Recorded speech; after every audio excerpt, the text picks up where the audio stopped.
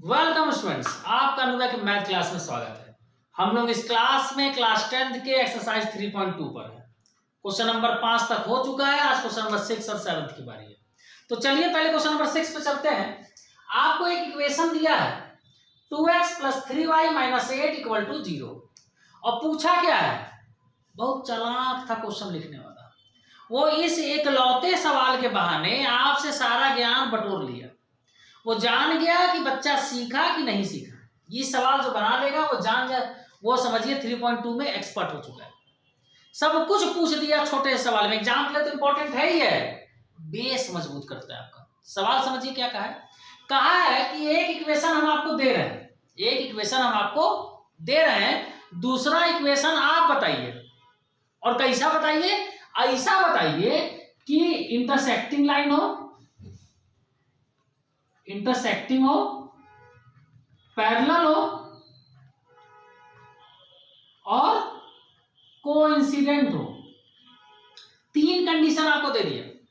कहा कि एक इक्वेशन भाई ये है, दूसरा इक्वेशन आप पता लगाइए क्या होगा, कब, जब लाइन जो है एक दूसरे को इंटरसेक्ट करे, प्रतिच्छेदी रेखा हो। एक आंसर खत्म। फिर नया सवाल।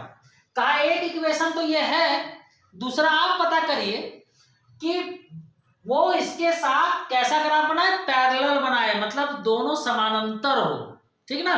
और तीसरा क्या कहा, ये दूसरा क्वेश्चन खत्म। अब तीसरा सवाल कि एक इक्वेशन तो हम दे दिए, अब दूसरा इक्वेशन आप बताइए। ऐसा बताइए कि कोइंसिडेंट हो, मतलब समपाती, एक दूसरे के ऊपर बैठ जाए। कोइंसिडेंट याद है ना फिगर, एक ऐसे जा रहा है तो दूसरा ठीक उसके ऊपर एकदम हूबहू बैठ जाएगा। तो ये कंडीशन। तो आप याद करिए, हम लोग इन तीनों कंडीशन के लिए तीन केस पढ़े हैं।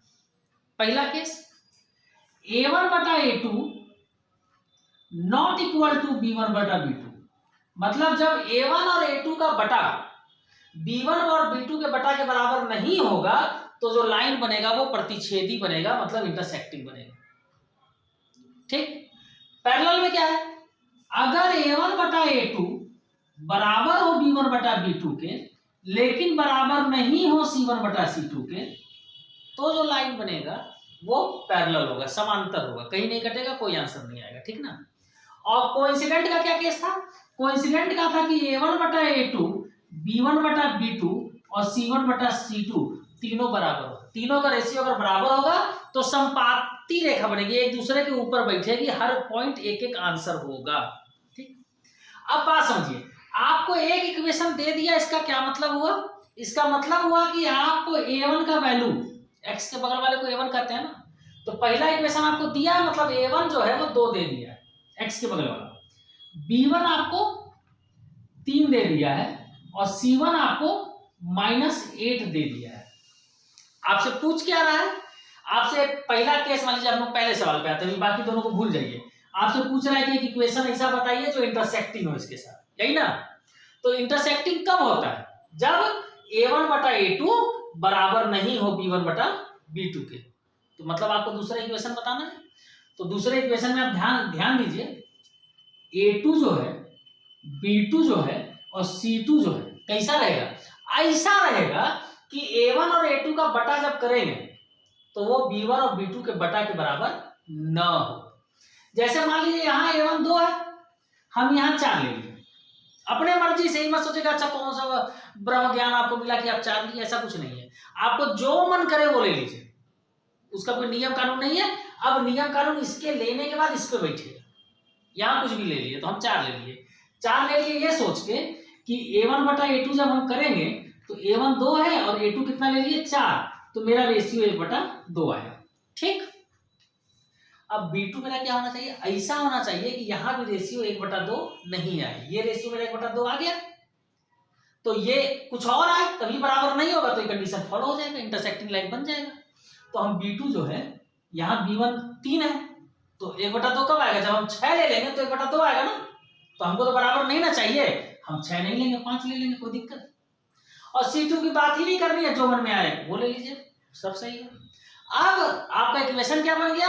आपका इक्वेशन बन गया 4, a2 में x लिखते हैं बगल में, प्लस 5 b2 है तो y लिखते हैं, प्लस C2 अकेले वाला, ये आपका इक्वेशन आ गया।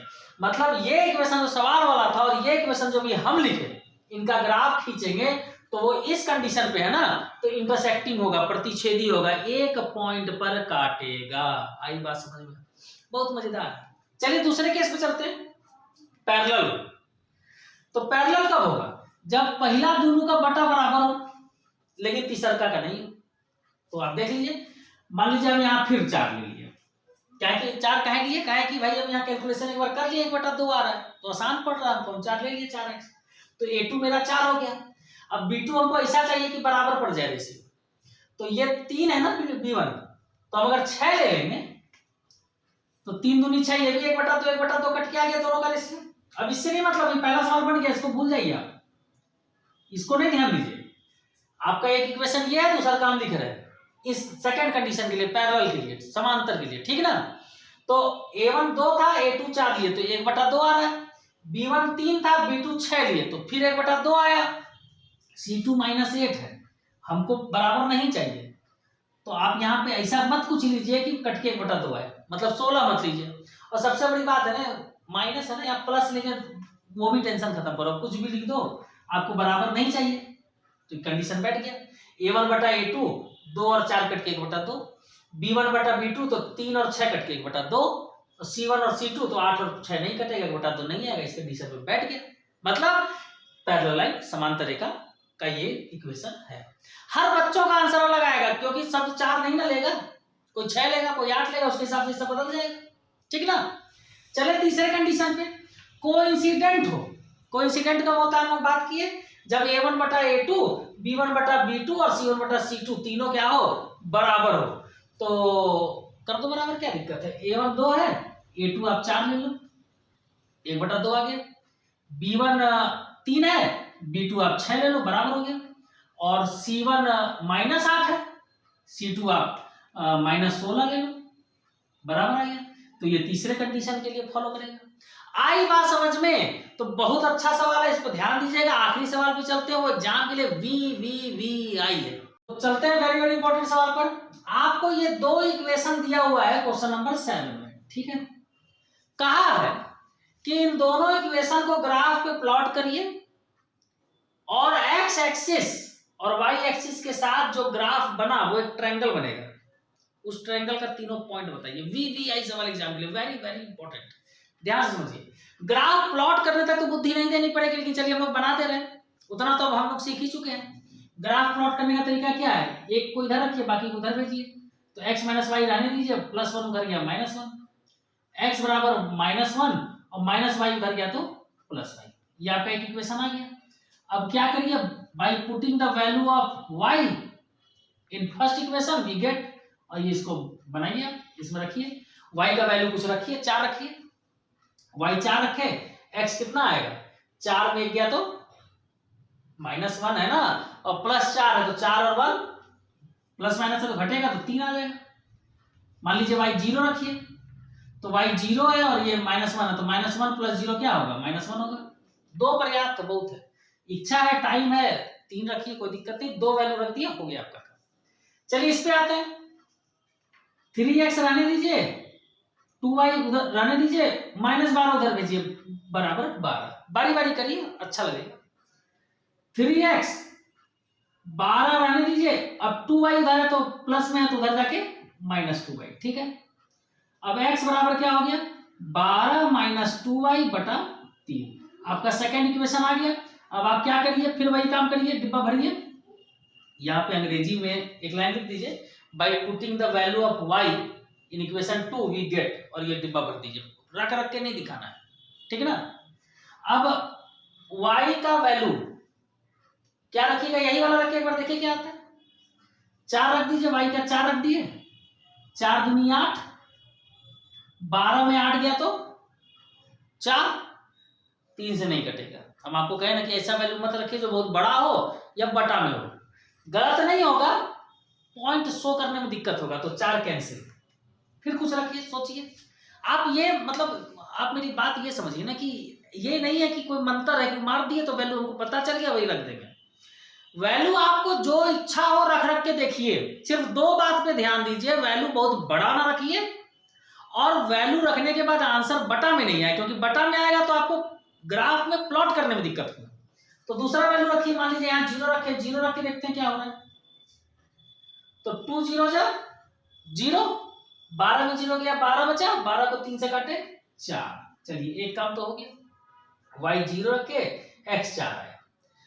एक रख के देखें, 2 1 कम 2, 12 में 2 गया तो 10, 10 बटा 3, फिर बटा में आ गया कैंसिल। 3 रखे देखो, y 3 रखे तो 2 3 6, दोनों गुणा में 2 3 6, अब 12 में 6 गया तो 6 बचा, और 6 को 3 से काटे तो 2, माने 3 रखे तो 2, ये आ गया।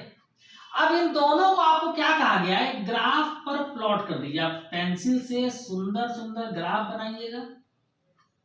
ये x है, ये -x है, ये y है, ये -y है। सबसे बड़ा पॉइंट 4 है, 4 तक इसको कर दीजिए। 1 2 3, ये दूरी एकदम नाप नाप के ग्राफ पेपर में बनाइएगा, तब ज्यादा सही बनेगा। और स्केल का यूज करिएगा। -1 -2 -3 -4, -1 -2 -3 -4, ठीक है। अब आप इस पे चलिए, पहले x का 3 y का 4, x का 3 यहां है, y का 4 यहां है, ये इधर गया, ये इधर गया, ये यहां कहीं मिलेगा 3, 4, ठीक। x का -1, y का 0, x का -1 तो x का ये लाइन है, माइनस इधर है, -1 यहां है, और y का 0 यहां है, तो ये इसी पॉइंट पे मिल जाएगा -1, 0। अब स्केल से इन दोनों पॉइंट को मिला के इसे बढ़ा दीजिए और इस लाइन के ऊपर इस इक्वेशन का नाम लिख दीजिए। क्या नाम है, x बराबर -1 प्लस y। ये x बराबर -1 प्लस y का लाइन है, क्लियर। अब इस पे आइए, इसको भी इसी पे डिनोट करिए। x 4 y 0, x का 4 यहां है, y का 0 यहां है, तो ये इसी पॉइंट पे मिलेगा 4, 0 यहां लिख दीजिए।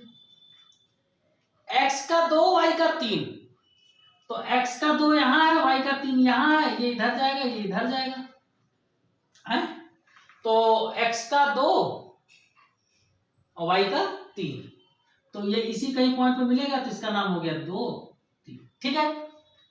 अब इन दोनों को मिला के खींच दीजिए और यहां पर आप इस इक्वेशन का नाम लिख दीजिए। हाँ, अब आपसे क्या कहा था सवाल में, एक सवाल कहा था कि ग्राफ ड्रॉ करिए। ये मान लीजिए 4 नंबर में 3 नंबर का काम आप कर दिए, 1 नंबर का काम बच रहा है, वही 1 नंबर पे बात कर रहे हैं। और कहा था कि ट्रायंगल जो फॉर्म होगा उसका तीनों पॉइंट बताइए वर्टेक्स का, शीर्ष का। तो आप ध्यान से देखिए, एक ग्राफ मेरा ये लाइन इधर गया, एक लाइन इधर गया, और एक्स एक्सिस ये, तो इसके साथ जो मेरा ट्रायंगल फॉर्म हो रहा है वो ये दिख रहा है सबको। अब इसका आपको तीनों वर्टेक्स का, तीनों शीर्ष का पॉइंट पूछ रहा है।